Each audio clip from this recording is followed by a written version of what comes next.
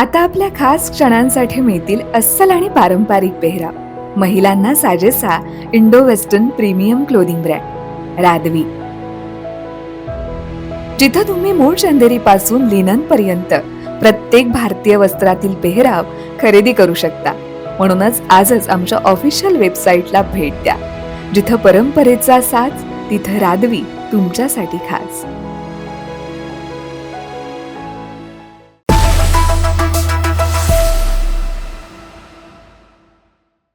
नमस्कार, मी इंदिरा. न्यूज अनकटच्या प्राईम टाइम बुलेटिन मध्ये तुम्हा सगळ्यांचं स्वागत करते. सविस्तर वृत्त पाहणारच आहोत, पण त्याआधी नजर टाकूयात काही महत्त्वाच्या हेडलाईन्सवर. सेन्सेक्स निफ्टीमध्ये 4 दिवसांची घसरण सुरू आहे. गुंतवणूकदारांनी 2 लाख कोटींपेक्षा जास्त कमाई केली आहे. राज ठाकरे बाळासाहेबांचे वारसदार नाहीत, उद्धव ठाकरेंनी त्यांच्यासोबत जाऊ नये. केंद्रीय मंत्री रामदास आठवले यांचं कोल्हापुरात मोठं विधान. संत ज्ञानेश्वर माऊलींचा पालखी सोहळा पुणे जिल्ह्यात दाखल. आणि नागोठणे रोहा राज्यमार्गावरील वाहतूक बंद. आता पाहूयात सविस्तर वृत्त.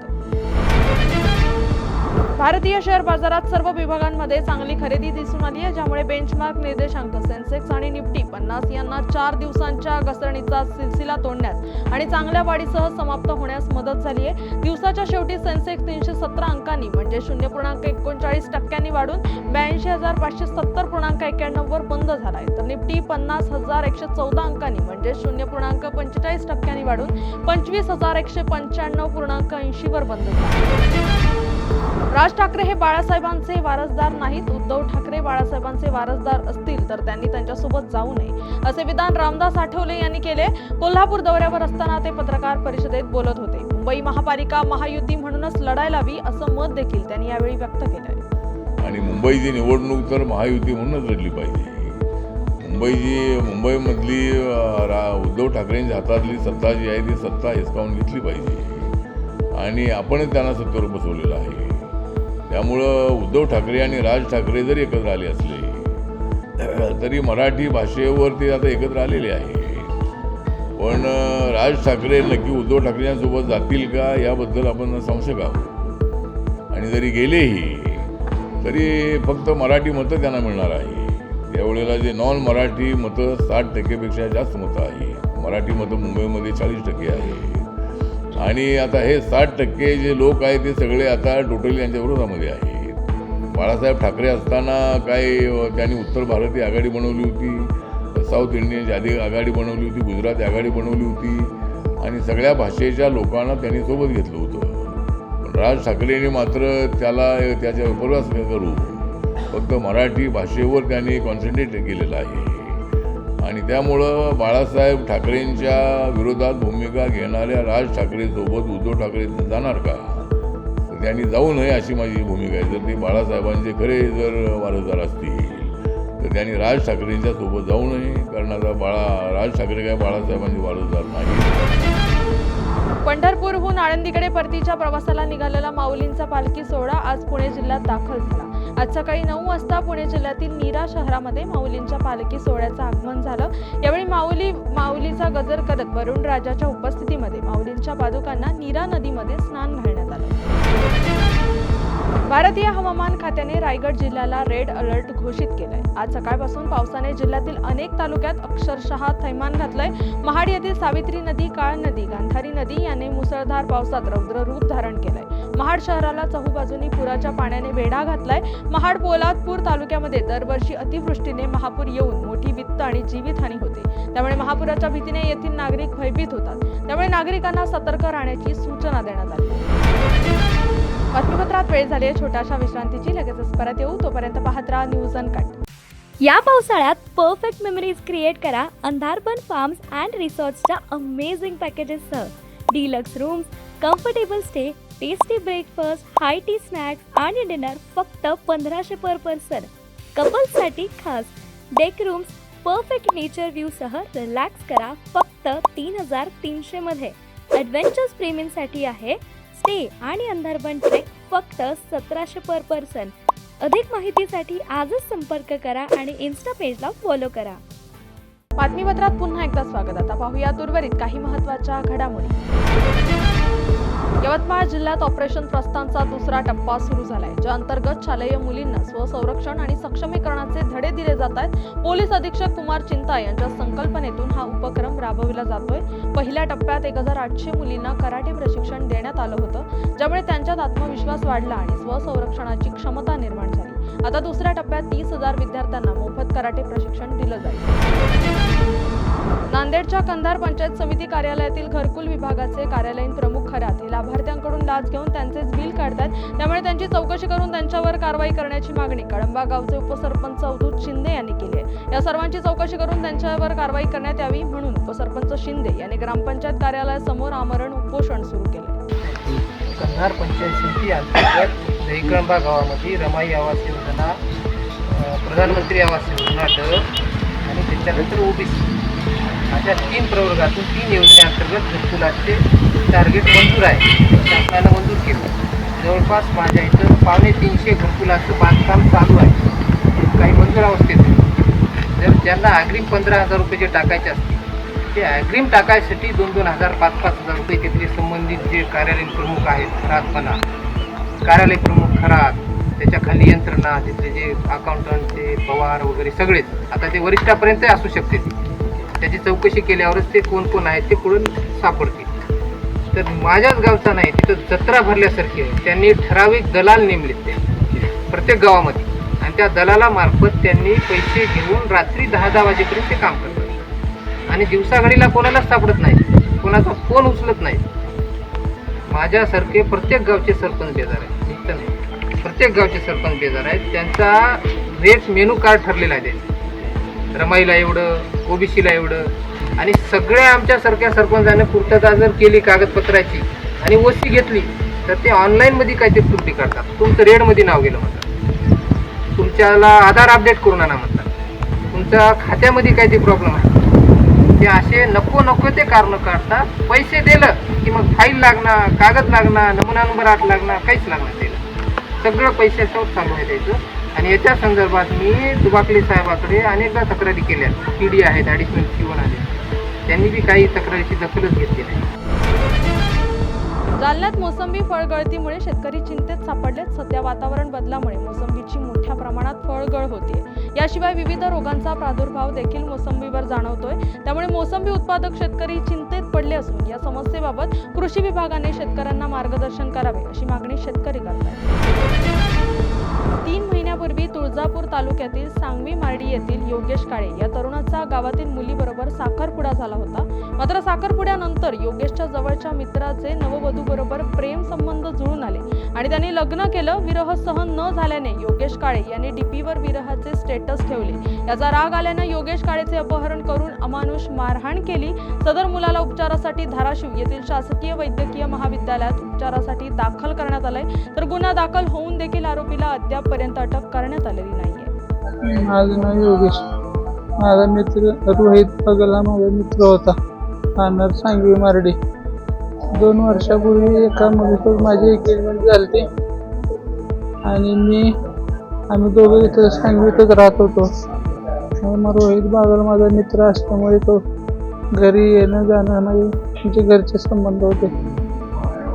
त्यांचे काही दिवसापूर्वी दोघांचे संबंध जुळून आले आणि त्यांच्यातून त्यांनी 3 महिने घरनं माझे सगळे सामान घेऊन पळून गेले. 1 महिन्याखाली लग्न केल्यावर मी त्यांना काय असं केलं विचारण्यासाठी विचारपूस केली असता त्यांनी मला 5 तारखेला संध्याकाळी झोपेतून उचलून नेऊन रोहित बागल त्याच्या 2 मित्रांनी गाडीत घालून नेऊन शिरोडगावच्या तळ्यापासून जीवे मारण्याचा प्रयत्न केला. तो व्हिडिओ कॉलद्वारे त्या व्यक्तीला समोरच्या दाखवतो ते मला मारताना. 5 तारखेला घडलं. हा 5 तारखेला संध्याकाळी दाखवत होतो कोणासमोर माणूस व्हिडिओ कॉलवरती मुलगी. बातमीपत्रात वेळ झाली आहे छोट्याशा विश्रांतीची. लगेचच परत येऊ, तोपर्यंत पाहत राहा न्यूज अनकट.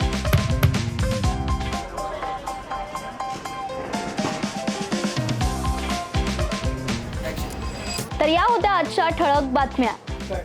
हा काही रॅन्डम गोंधळ नाही. ब्रेकिंग न्यूजच्या पुढे जाऊन जगाच्या कानाकोपऱ्यातलं अनकट सत्य दाखवणारे आम्ही आहोत न्यूज अनकट. न्यूज अनकट म्हणजे फक्त बातमी नाही, तर प्रत्येक घडामोडी मागचं खरं raw truth.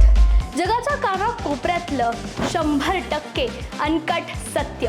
No drama, no filters, just truth. ग्लॅमरचं धम्माल जग, स्टार्सचे मसालेदार किस्से आणि पडद्यामागचे रिअल हिरोज. बॉलिवूडपासून मराठी सिनेमांपर्यंत फुल ऑन एंटरटेनमेंट फक्त कलारंजनमध्ये. गुन्ह्यांचा पर्दाफाश, थेट तपास आणि शॉकिंग रिव्हिल्स.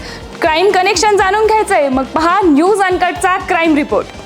आता शेती म्हणजे फक्त नांगरच नाही, तर ड्रोन, डाटा, डिजिटल आयडियाज आणि शेतकऱ्याचा नवीन अवतार. पहा कृषी विश्व, प्रगतीची एक नवी दिशा. हेल्दी राहायचंय, फिट राहायचंय, मग जाणून घ्या फिटनेसच्या simple tips, healthy diet plans news अनकटच्या धन्वंतरीमध्ये. गल्लीपासून दिल्लीपर्यंत थेट सडेतोड आणि रोखठोक रिपोर्टिंग. राजकारणातील सगळे खेळ नो फिल्टर स्टाईलमध्ये. #राजकारण न्यूज अनकटवर. जगाकडे बघण्याचा नवा दृष्टिकोन. ही गोष्ट ऐकलीत का, जी तुम्हाला विचार करायला लावेल? पहा विषय काय.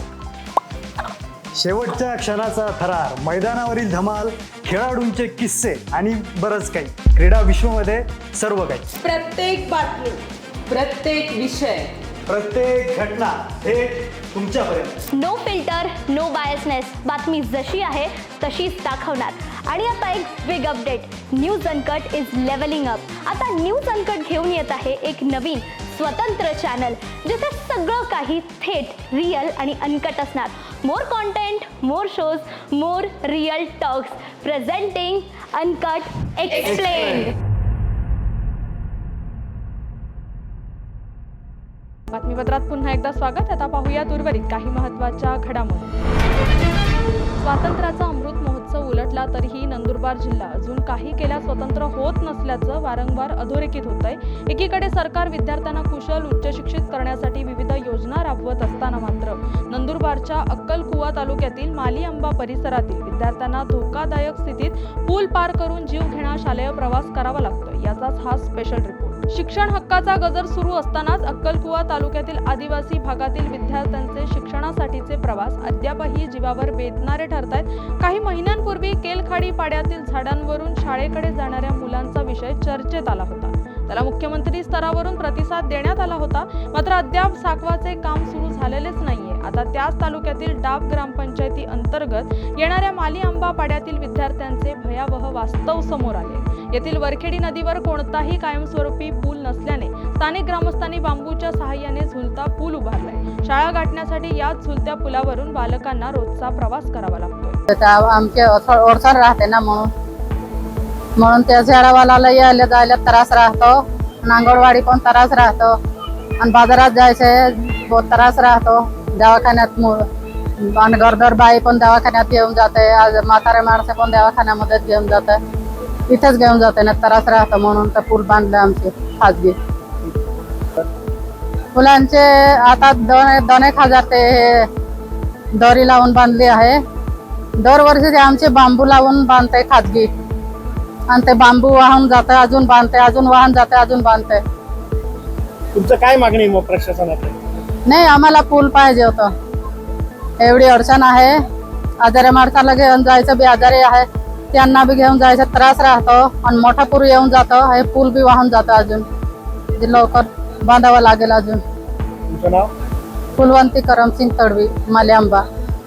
याच दरम्यान या धोकादायक नदीपात्रातून प्रवास करताना एक विद्यार्थी वाहून गेला होता. अशी धक्कादायक घटना घडली असून सुदैवाने त्याचा जीव वाचवण्यात यश आलंय. पण या घटनेमुळे प्रशासनाला चेतावणी मिळाली पाहिजे होती. मात्र तरीही याकडे लक्ष दिलं जात नसल्याचं धक्कादायक वास्तव समोर आलंय. वरखेडी नदी नुसती मालीआंबा पुरतीच मर्यादित नाहीये, तर पिपरी फिटा, डोणा पाणीआडा, तामणाई मालपाडा, इरिया पिरिया डोंगरपाडा, खडका पाणीपाडा अशा अनेक पाड्यांतील ग्रामस्थ या पुलाचा उपयोग करतात. विशेष म्हणजे अंगणवाडीच्या चिमुकल्यांनाही या मार्गानेच नेले जाते, तर गंभीर रुग्णांना अक्कलकुवा येथील रुग्णालयात नेण्यासाठी याच झुलत्या पुलाचा वापर होतो. दुसरीकडे प्रशासनाच्या म्हणण्यानुसार साकव बांधण्यासाठी निधीचा अभाव आणि तांत्रिक अडचणी असल्याचं कारण पुढे केलं जात आहे. मात्र प्रश्न असा आहे की एखादा जीव गमावल्याशिवाय प्रशासन जागा होणार नाही का, हा प्रश्न आता उपस्थित होतो. मुसळधार पावसाचा जोर वाढल्याने आज सकाळच्या वेळेस नागोठणे रोहा मार्गावरील भिसे खिंडीत महाकाय वृक्ष आणि दरड कोसळल्याची घटना घडली आहे. यामुळे नागोठणे रोहा राज्यमार्गावरील वाहतूक बंद करण्यात आली आहे. रोहाकडे जाण्यासाठी दुसऱ्या पर्यायी मार्गाने वाहतूक वळवण्यात आली आहे. जालना जिल्ह्यात यंदा आतापर्यंत 153.8 मिलीमीटर पावसाची तूट नोंदवली गेली आहे. गेल्या वर्षी 15 जुलैपर्यंत 303.8 मिलीमीटर पावसाची नोंद झाली होती, तर यावर्षी केवळ 150 मिलीमीटर पावसाची नोंद झाली आहे. त्यामुळे सध्याच्या आणि मागच्या वर्षीच्या पावसामध्ये मोठा फरक स्पष्ट दिसून येतोय. आता दमदार पाऊस झाल्यानंतरच शेतकऱ्यांनी केलेल्या पेरण्या आणि पिकांना दिलासा मिळणार आहे. त्यामुळे आता शेतकऱ्यांसह सर्वसामान्यांचे डोळे आभाळाकडे लागले. आणि या बातमीचा वेळ झाली आहे. प्राईम टाईम बुलेटिनमध्ये इथेच थांबायची. तोपर्यंत पाहत राहा न्यूज